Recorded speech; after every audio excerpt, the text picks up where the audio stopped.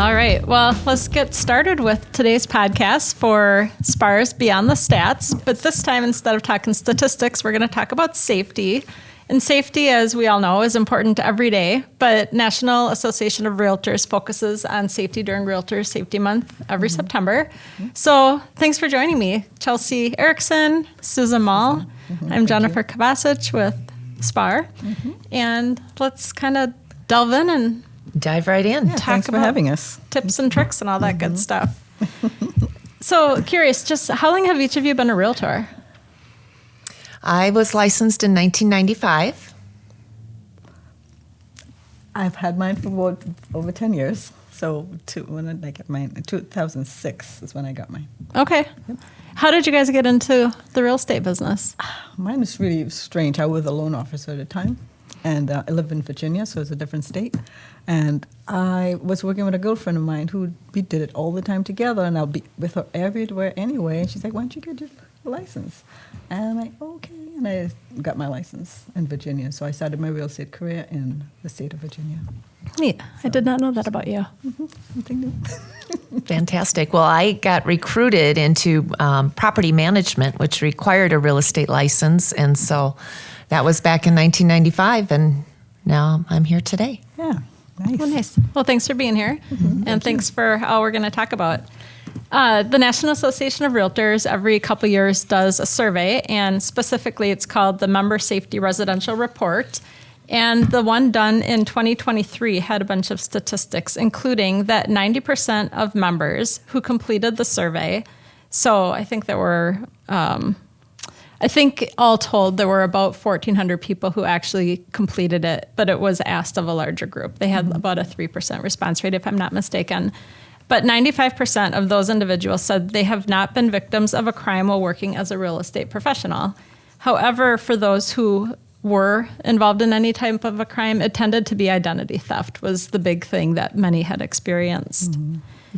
When it comes to feeling unsafe, these members reported the following ways that they have had some type of impact that they felt kind of infringed on their safety.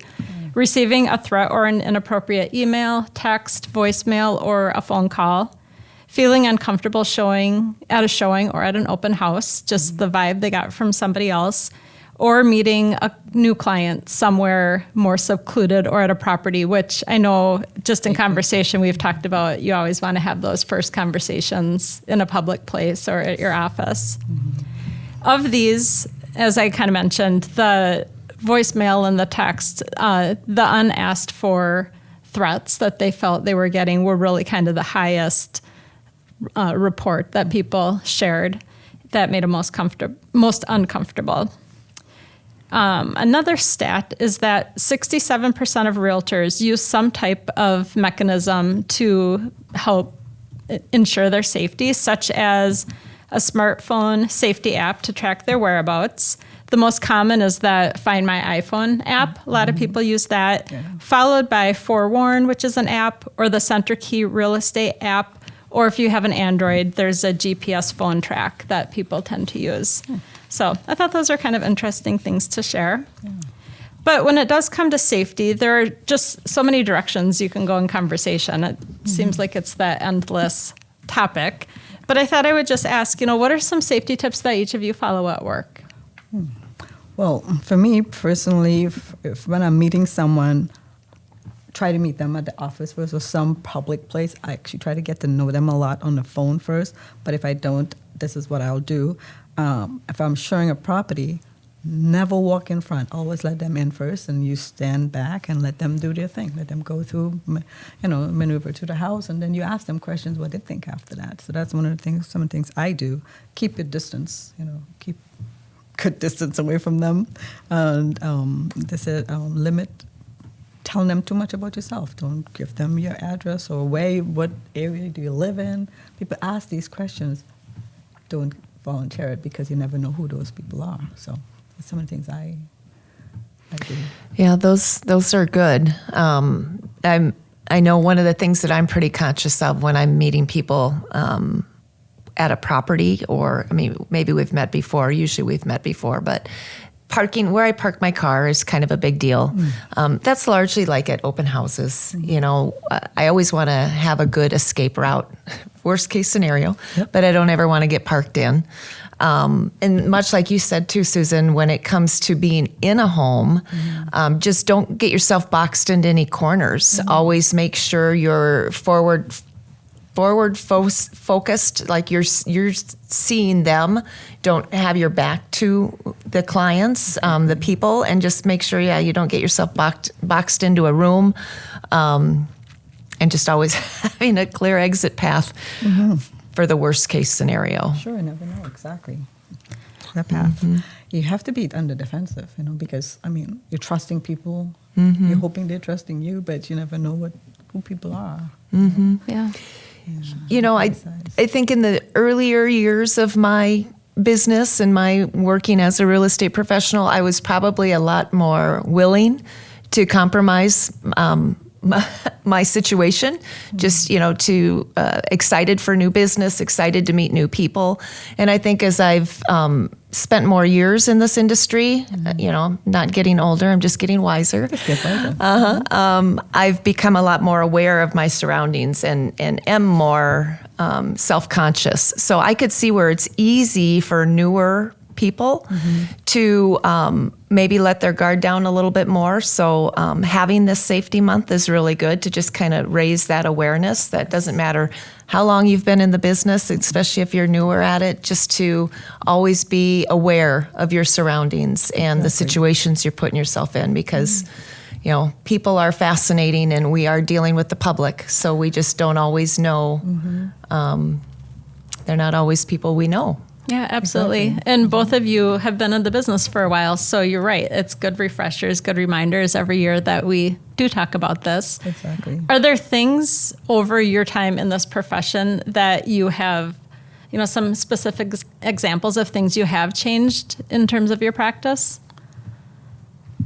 Well, one of them, as I think we covered, is not letting anyone in my car. I let them follow me at the caravan. We always drive separately and get to the property. I'll give them addresses on where we're going and either meet or follow there. So those are some of the things I don't do anymore. What else? I meet people before I take them to the house. I've said it earlier. I meet them first. I try to vet them as much as I can. Like I will talk to them on the phone, get friendly with them, get to know a little bit more about them, make sure I get them to send me their information, like their, pre-approval letter. I get in touch with their lender. If they don't have all those things, I'm a little bit wary before I have to go out with you, because, again, you never know who's who. So you have to try to get to vet them as much as you can, even though they're very smart. You never know. So far I haven't had an encounter with that side, but I've had other encounters where it felt unsafe. So much like you, Susan, I don't bring people in my car anymore. We caravan, right? They follow, or I lead, they follow, or vice versa. But back in the day, back in the beginning, I would bring people in my car, and I always made sure the car was clean, had water bottles, all the things that you need when you're looking at houses. But one thing I did back then, and I think it was ingrained in me from my broker at the time, is that we always made sure to take photo IDs. So you're getting these clients under contract. You're talking about the agreement between buyer and buyer's agent. You're talking about compensation. You're reviewing all of your duties, your fiduciary duties, and at that time you get a photo ID. And my rationale with that at that time is that because they're going in my car, right? But that would be a good practice to still do. Now that we're talking about this out loud, I'm thinking, Chelsea, that would be a good thing to continue to do, is just have a photocopy of the ID of the people that you're meeting at properties or you're touring at properties, and always have that in your files. So you have those records. And somebody could access it if needed. Yeah. Exactly. Yeah. Well, you guys are in good company. According to the survey respondents, there are 71% of realtors who do have protocols in place, and not quite as high, but a lot of offices that also have different safety measures in place for their team. So that's great. Moving on to some other questions. And I guess we've talked about this a little bit, but meeting new clients, you talk about meeting them in a public place or at an office first. What other things when you're meeting new clients do you do to just make sure you feel good about who you're going to be working with? Well, I can just say that if I don't feel good about who I'm working with, I'm probably going to find someone else to work with them, or maybe we're just not a good fit because, you can't get along with everyone. You can't be one to all or one to many, I say. You just kind of niche yourself with, who is your ideal client? Who is the avatar that you want to serve? And if that's not the avatar, you feel that there's a sense of lack of trust, then that's not going to, that can't stand the test. That's going to be a relationship that you're building. You may be selling a home today, but hopefully, that's not the last home that they ever move to. So, the relationship you're starting today is going to be long term. And if it doesn't feel good from the beginning, for whatever reason, I think it's fair to say maybe I'm not the right agent for you.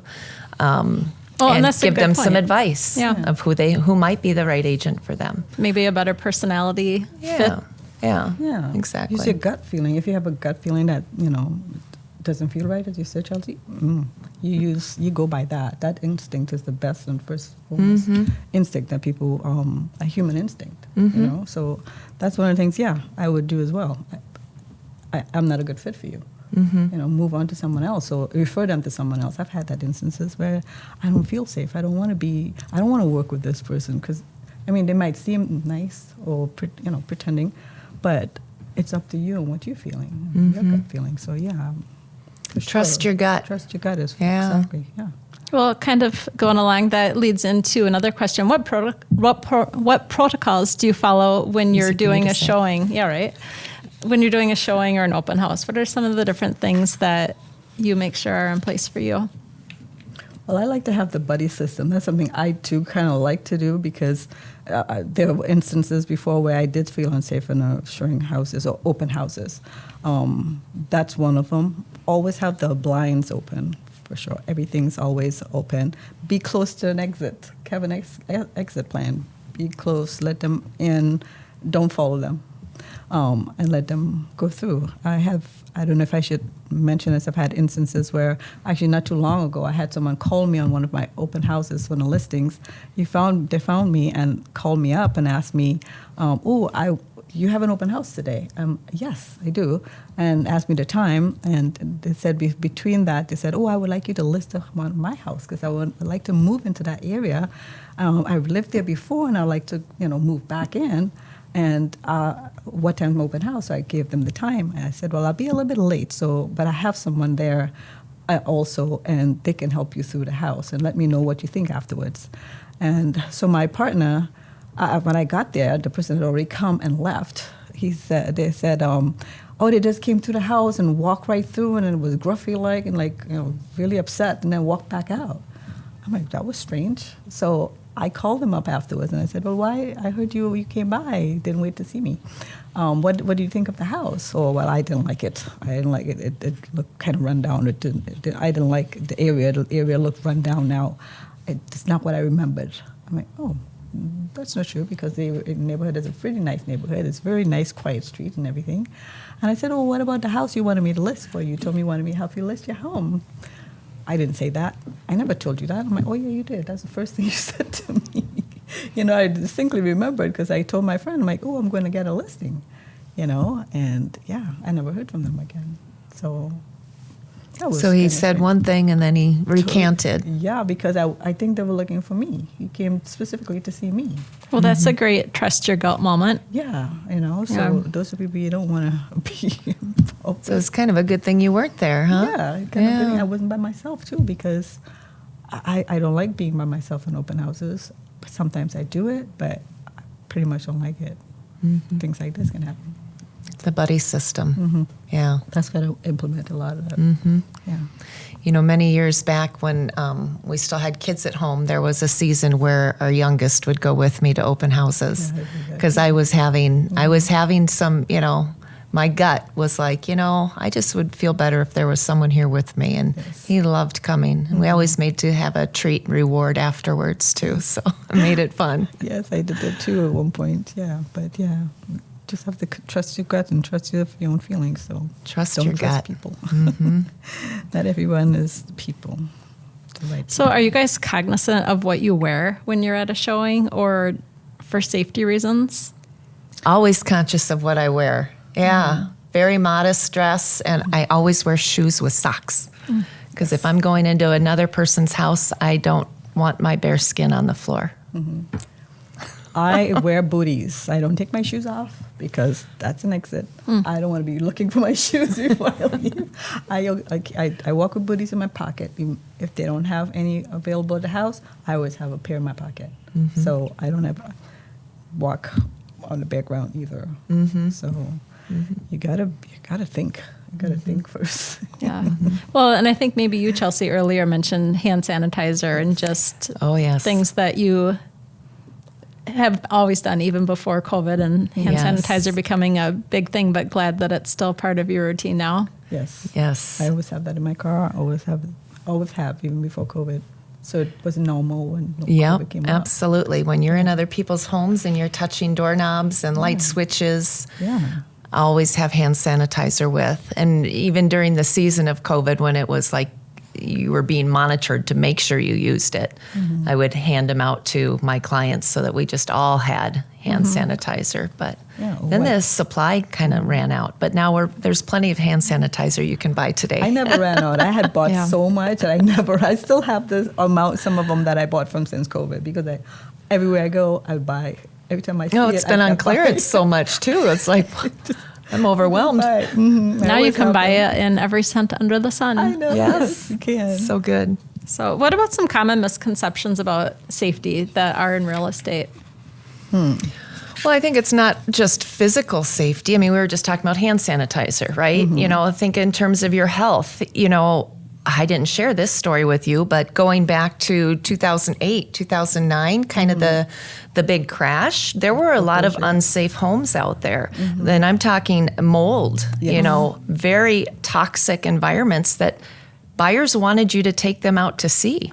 So we were buying face masks, but I got to the point where I said, I'm sorry, I will open the door for you. You're free to go in, but I'm staying outside because I didn't want to risk the safety of my health. Sure. So I think that's another safe thing. I still do that, depending on what it is. Like, I'm allergic to cats. So if I know a property has that, sometimes they don't put it in the remarks, but if they do, I'll let them in. I'm like, be out here. I'll wait for you guys when you're done. Let me know what you think. Because it makes my throat seize up. And, from the time I walk into a building and I could tell. So I'm like, okay, I would just let you in. If you would like to go ahead and let me know what you think afterwards. So those are some of the things I do. But yeah. Allergic to cats. Yeah, highly. Wow.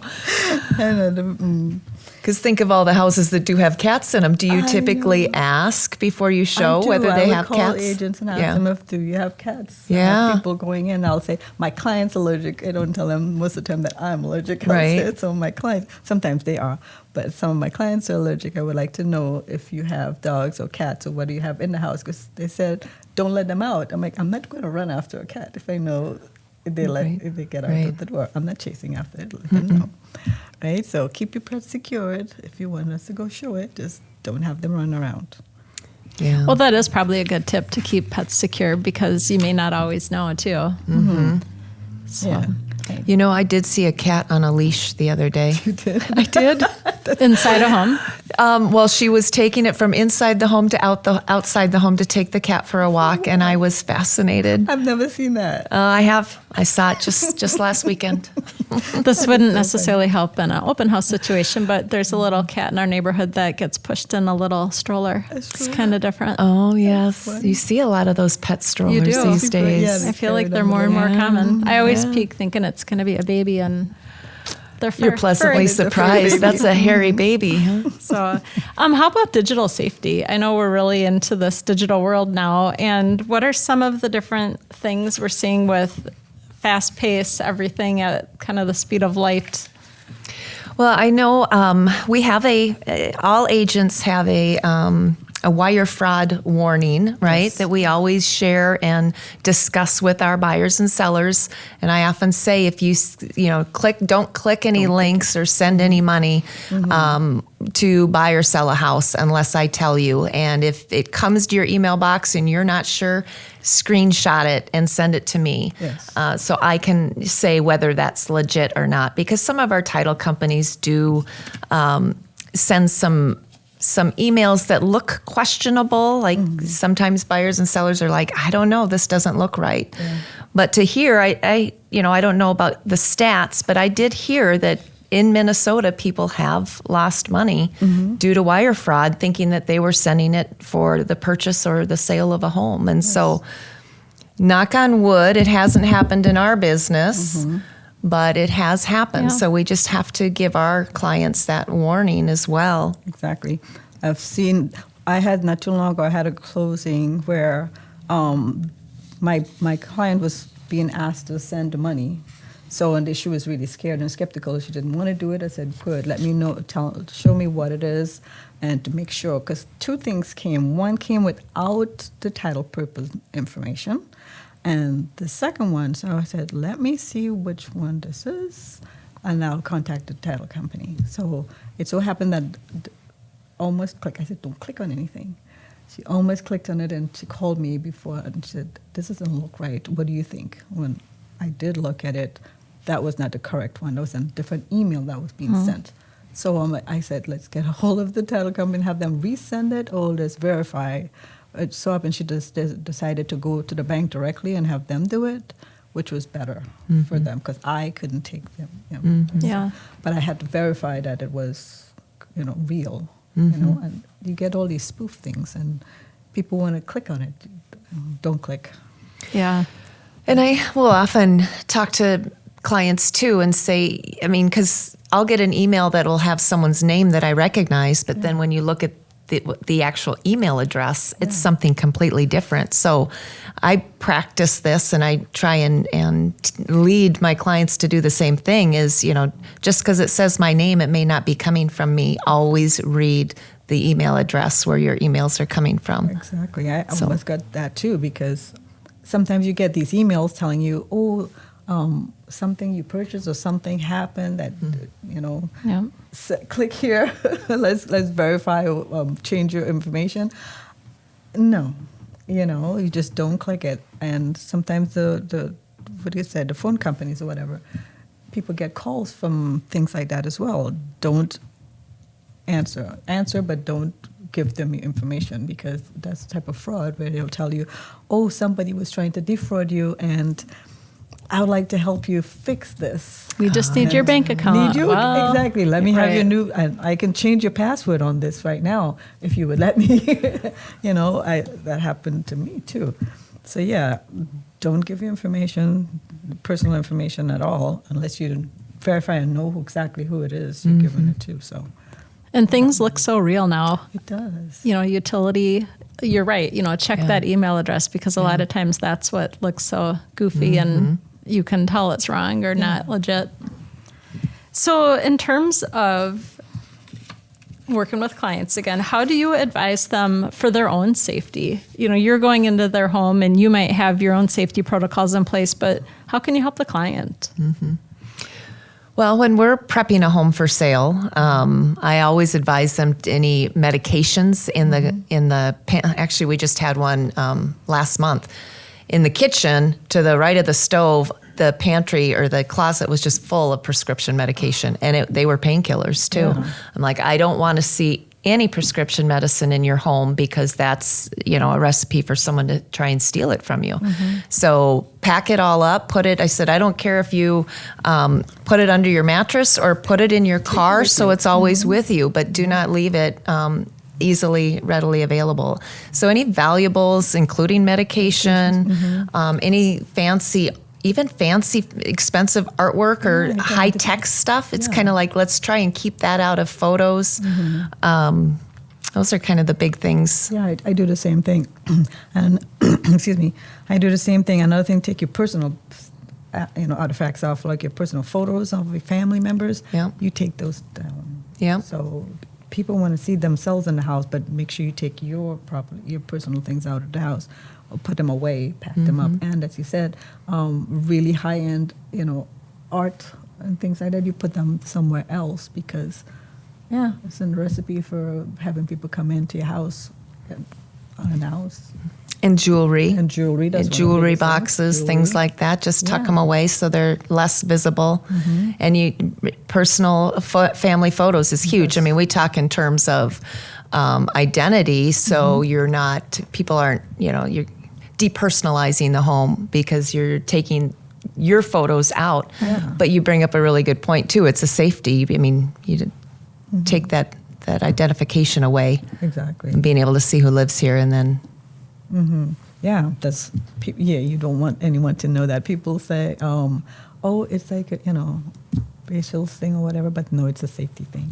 And I just had a family ask me this just on, I think it was Sunday. I mean, was that just yesterday? Anyway, are you sure you want me to take my family photos down? Doesn't it tell people that a family lives here? I said, yeah, I'm sure I want you to take them down because even though a family lives here, yes, you've got 5 bedrooms, 4 bathrooms, that's going to probably attract,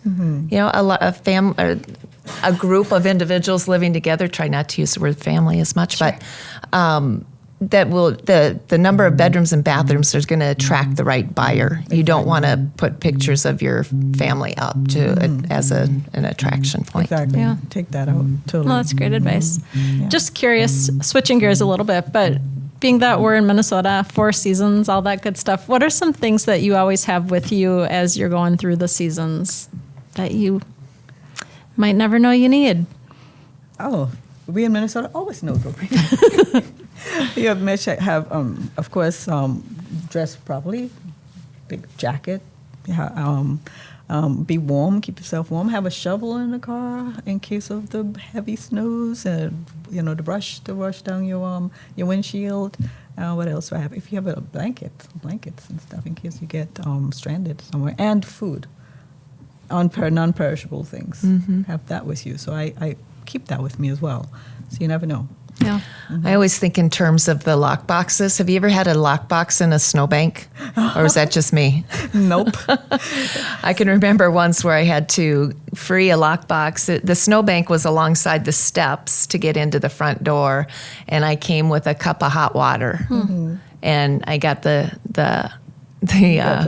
got it out. But I always have like WD-40 and the anti-freeze lock sprays in my car for that time of year. Because think of the times when you've tried to stick a key in a lock and it kind of isn't as friendly as you'd like it to be. Exactly. I didn't think of that. So those types of things, hand warmers, and always the boots in case you got to go through a really high snowbank. If someone hasn't shoveled the walkway for you to show their house, because maybe they've left town and you're coming in the next morning and it isn't clear. So always having that too. Exactly. And the shovel, like you said. Yeah. I've heard of people bringing kitty litter in case they need to put it behind a wheel or on ice or That's something. a good idea too. I don't know kitty litter. I'll probably just stand. Or something. Yeah, you maybe You're allergic maybe to not cats. for you, wouldn't Susan. need the kitty litter. That's multi-purpose. Susan, why do you have kitty litter? You don't have cats. Oh, it's for the snow. That's a good one. I like that. So, yeah. But, according to the survey that I started talking about for NAR, the whole idea around medications and removing them or locking them up seemed to be an overwhelming response. So definitely important. And with the artwork and other information I've heard, just keeping that out of pictures, things that aren't going to attract people who maybe otherwise wouldn't come into a home. Exactly.